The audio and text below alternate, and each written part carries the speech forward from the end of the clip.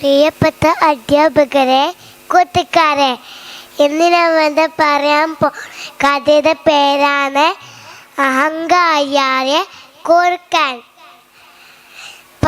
പണ്ടൊരു കാട്ടിൽ ഒരു കുറുക്കനുണ്ടായിരുന്നു. തൻ ബുദ്ധിശാലിയും ധൈര്യമുള്ള വിചാരത്തോടും കുറുക്കനെന്നർത്ഥം.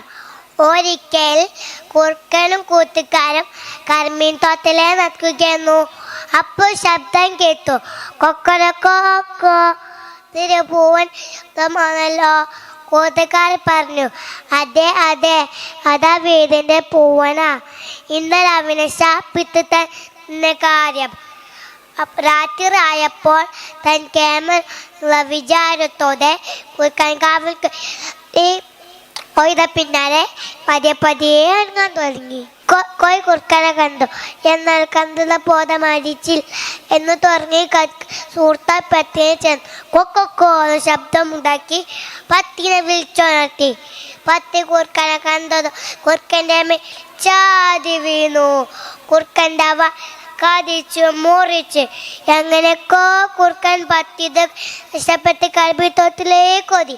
കൂട്ടുകാർ ചോദിച്ചു, നിനക്ക് എന്താ പറ്റിയത്? ദിവസമെല്ലാം കുറുക്കൻ കൂട്ടുകാരെ പറഞ്ഞു. കൂട്ടുകാരെ, ഈ കഥയിൽ എന്താ മനസ്സിലാവുന്നത്? താൻ ബുദ്ധിശാലിയും പത്തുള്ള വിദ്യകളുമാണ് ഒരിക്കലും കരുതരുത്. Thank you.